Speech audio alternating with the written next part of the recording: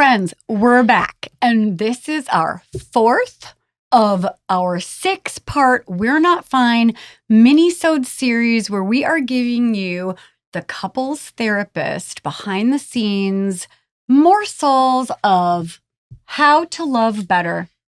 And our best of series. Best ofs. And Doug picked the topic for today. I did. I love this topic. This podcast represents the opinions of our hosts and guests. The content here should not be taken as medical advice and is for informational purposes only. This podcast also does not establish a standard of care, doctor-patient, or client relationship. No guarantee is given regarding the accuracy of any statements or opinions made on the podcast or website. And because each person is so unique, all listeners are encouraged to connect with counseling and medical professionals for assistance with their personal journey. All people, places, and scenarios mentioned in the podcast have been changed to protect the privacy of those involved. Welcome to We're Not Fine. I'm Dr. Talia Jackson. And I'm Doug Jensen. We thank you for listening every week to our deep and thought-provoking conversations about relationships. You know, particularly when I'm working with couples that have had so much history, or maybe not so much history, but they've been at odds and they have lost trust, or there's been a betrayal of some kind, or they haven't been able to resolve things. My morsel today is to give the other person the benefit of the doubt, which is, a really tough thing to do when you're on the defense or you've had this history of strain in your relationship and you haven't been able to feel heard or whatnot. The goal is to listen and try to understand where the other person is coming from and try really hard to believe that they're coming from a good place. Now, of course, it's complicated if the person isn't coming from a good place. If they are angry and if they're pissed off and they're trying to hurt you back, that's not a great place to be, and you get to respond to that accordingly. But if somebody's trying to let you know how they feel or how your behavior or things you've said or done have affected them adversely, you really want to give them the benefit of the doubt that they're trying to work on the relationship and they're not trying to hurt you. And it's really tough, but it's important. And so especially, again, I've worked with couples that there's been just years of strain and they're 6 months into the relationship and haven't felt like they can resolve certain things. I think one way to just do it is to try to keep an open mind, to keep that open mind and give the benefit of the doubt that the person is trying their best. And it's not always easy to do. This one's a tough one. Yeah. Because even within your first sentence, you had some caveats that are really important.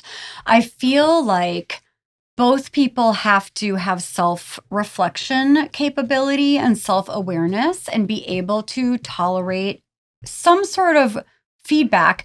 But I almost feel like this is a conversation that needs to start with a pre-conversation. Like everyone should go home right now and talk to their partner while in the cool light of day and the iron is not hot and you're not angry at each other, to just say, if I'm going to jump to a conclusion, I want to jump to a conclusion that you have my best interest at heart and you have good intentions. I haven't been able to do that recently. And so the pre-conversation is all about, I'm going to try this a new way. And so if I'm going to do that, I really need to know that your intentions are good and that you do have my back. I mean, that's what's tough, is because it is tough. If past behavior is the best predictor of future behavior, how can we tell the difference between somebody that is just authentically, lovingly trying to partner and communicate and someone that might be gaslighting us or saying something unkind just to make a point? No, I think, that almost feels like a clear differentiation to me. Like if somebody's being hurtful and they're saying things that are not like an I feel statement, again, that might be my categorization of what you were talking about. Yeah. I might say if somebody says, I feel really hurt or I feel really angry that this happened or that you disregarded me or that you betrayed the agreement we had in our relationship, whatever it happens to be. And it can be any relationship again. Remember that can be child, parent, it can be friendship, it can be romantic connection, significant other. It can be any number of things. And if the person violates whatever it is that doesn't feel good or the agreement you have, whatever it is, I mean, just some behaviors that hurt you, an I feel statement is the best way to do that. We're going to talk about apologies at a later episode, which I'm very excited about. That's so much foreshadowing. That's like a spoiler alert. I might suggest, when in doubt, yes, we want you to jump to the benefit of the doubt. However, when in doubt, I think it's perfectly acceptable to ask a clarifying statement and say, Yeah.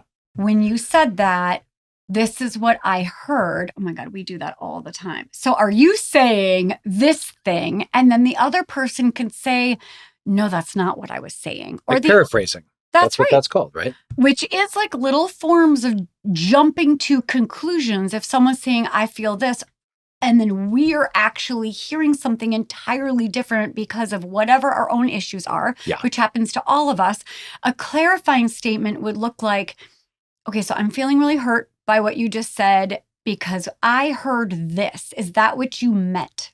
But then here's where it gets complicated. Oftentimes, the other person will just be like, no, that's not what I meant, when it was what they meant. And so you have to know the truth about if someone's asking you, like, what I heard is this what you meant? Even if it sounds mean, you have to be honest with yourself. But we're really talking in this, right, about effective communication versus not effective communication. So if somebody's being hurtful, if somebody's got a tone in their voice that is not regulated, this goes back to something we talk about frequently, and it's really important if you're going to address something directly to be regulated. So if somebody's like saying things when they're really angry, I've been told that when I'm really angry, my eyes turn red. I doubt that, but they might. Well, they never do on this podcast because we use really great eye lighting. drops. So, I think there's a part of this that if that person's coming at you with rage and, whatnot, it's very unlikely that you can give them the benefit of the doubt. But if they're using an I feel statement, if they're owning their experience, if they're doing it in a calm and direct way, and they're not blaming or shaming, that's right. Absolutely work hard to give them the benefit of the doubt. If they're asking a clarifying question, or, if the question is like, can you tell me more about why you chose to do that way? That can come off as critical or judging or blaming or shaming. And it's a perfect example where I might say, okay, so the person might just be curious. That's right. We talk a lot in therapy about being curious. One of my clients hates that word. Like, I love if you use the C word one more time, the C word. So it's kind of funny to me because the goal is, and it's the best word we have, I think, in this profession, to say, be curious, want to know more about it, and give them the benefit of the doubt, and remove yourself from personalizing what that person is saying. That's right. But they have the responsibility, going to your point, to say it in an effective way. There is a correct way to let people know how you feel about something or what you think about something. And it's not like you always do this or it's not this blaming, shaming thing. You mentioned gaslighting, which is a whole nother category, right? Like if somebody's trying to dissolve your truth based on what reality is, and spin things around and manipulate the conversation, that's not effective. There is no reason to give that person the benefit of the doubt. And that's a chance to say, so I feel like you're gaslighting me. That's right. Or I feel like you're twisting my words or whatever. And you have to keep communicating in that great way. But I also want to say that, part of this is keeping the end goal in mind. Yes. If both of you are committed to working on whatever relationship we're talking about here, if you know what the end goal is, we've had some conversations that haven't gone great for us, and we've had to work through some things as podcast spouses. That's right. And it's important to remember, like, what's the end goal here? We want this to be effective. We want to be able to reach the people, all of you who are listening or viewing us on YouTube. I think we want to remember the end goal is to get to the place that we want to be, and what our goal was in doing this podcast, which is to really reduce stigma around mental health and help people understand the correlation between mental health and relationships. So if we keep the end goal in mind, it's much easier to give the benefit of the doubt and just try to hear the person for what they're saying. And the end goal in many situations, like we're talking about, is also creating a safe and loving relationship that you can live in, hopefully forever. Yeah. And so if you're holding the end goal as, I want to meet again, I want to reconnect, I want to meet in the middle, let's work towards each other, I want to try to, just like Doug said, like when people are just jumping in to speak their piece and they're not actually listening, then the listener is the one responsible that if we're getting dysregulated before the person even shares what they're thinking about, it's on us to figure that piece out. And again, it's like all of this communication stuff. It is 100% my responsibility to make sure that as a speaker, I am speaking in I feel statements and I am caring for you as I'm sharing with you what's not working.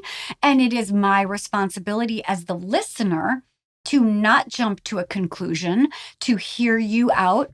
And that will probably help me not be dysregulated as the speaker or the listener. One of the things that's really hard for a lot of couples is to make a change. Like if there's been rotten communication repeatedly and recurrently and historically, I always tell people, allow me the opportunity to change, request, I'm trying to make this different. I love that. And so it might be for the person who's talking to say, please give me the benefit of the doubt. I am trying really hard here to make a change in the pattern of my communication. And it's really hard because a lot of people will be like, I know where this is going. Or we've already danced this dance 1,000 times. But there's a point at which when somebody has a chronic way of behaving and it's always defensive or it's always blaming or if it's always shaming, I always tell people, ask them to allow you to be different. Ask them, for the opportunity to make things different and to give you the benefit of the doubt. So as the speaker, you also get to ask for that. So I think it's really hard for people who have had like 100 times of the same thing happening. There is such a narrative we give ourselves about this is how it's going to go again. This is how this is going to go. And then, I always hope to surprise people. And it's been so interesting to me, like when it happens, and sometimes I'll bring in a significant other or I'll bring in a family member that there's been that strain with, and I'll say, give them the opportunity to change. And I'll be very directive about that. And sometimes people will be like, I have no idea how that happened, but that's very different than it used to be. And so it's a really great thing. And by the way, our experience then, the more we do it and the more we do it and the more we do it, we kind of learn to accept that there might be a change. And I want to even take it back to the starting line, far before the change, even like jumping to a conclusion versus giving someone the benefit of the doubt that even if they're saying it badly, or even if they're reacting badly and they haven't done the work yet, the benefit of the doubt might look like the way that they're speaking or the way that they're listening feels really triggering to me because I'm craving this other way that would feel much more attuned or much more caring or much more like I want to be seen and heard and acknowledged. But the benefit of the doubt might look like this person is doing the best they can with what they have. And it's not great, but they're probably being triggered. And oftentimes, if someone is triggered, it might look angry or it might look avoidant, but oftentimes, almost always, what lies beneath is all of the really tender, soft, delicate, vulnerable feelings like I'm scared, I'm hurt, I'm feeling insecure that you might leave me or that you don't love me or that you don't think I'm enough. All of those really tender places. And so what I like to think about sometimes with my clients is sometimes when people show up in this very porcupine-y way and they're very angry and they've got something to say and they didn't like this and whatever it is, if you could even picture as the listener or the speaker that what lies beneath that scary big porcupine that certainly is not inviting anyone into a warm response. If you think about what it would look like if they were more of a little hedgehog, which is literally they look the same, but it's so cute and their little quills are soft. And Do you look at me that way? They like take baths in a sink and you can like pet them and comb them and they have little pink naked underbellies. And so if you think about Doug looks like a porcupine, but he is in fact a little baby hedgehog that someone is bathing in a sink. It will make you feel a little less terrorized and terrified. And so the way that conversation would look, stop looking like that. You haven't heard me through. So the way the conversation will look. I assume where this is going, which I should not do based on what that's right. we're doing. And so I'm going to give you the benefit of the doubt. So when I talk to my couples and I talk to again, we're kind of back to our last episode, like the authentic, I need to tell you how I feel, which might look direct, it might look aggressive, it might look confrontational. But if you ask them what lies beneath it is a soft little hedgehog that's like, I want to be seen. I want to be heard. I want to be acknowledged. I want to be partnered. And I have to get louder and louder because you are defensive or jumping to a conclusion or whatever that is. And then it makes it so much easier because wouldn't you say, Doug, Mr. Porcupine, that when you're like all bristly and prickly. I sound like that a lot. Do you want somebody to say, I love you and I hear you and I'm here for you? Or do you want them to punch you in the face?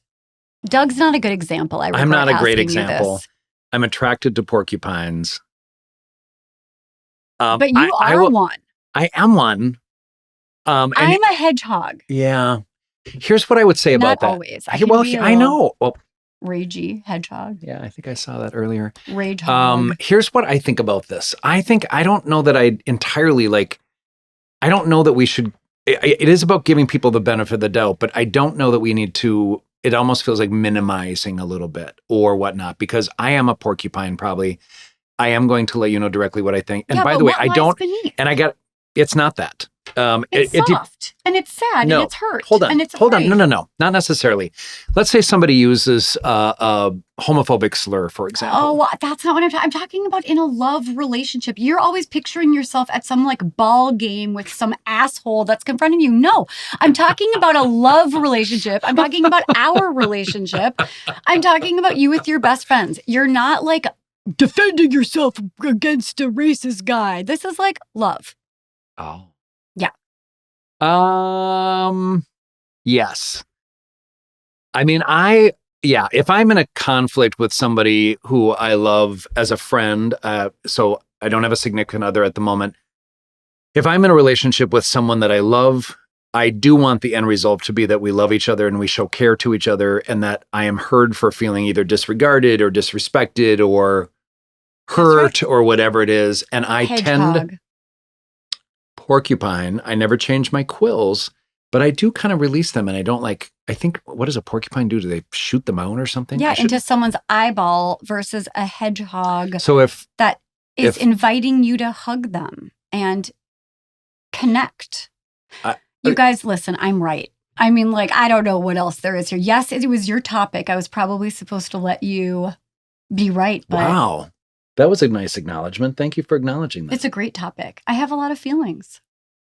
I'm aware of that. This is one of those conversations that I think we need you guys to weigh in.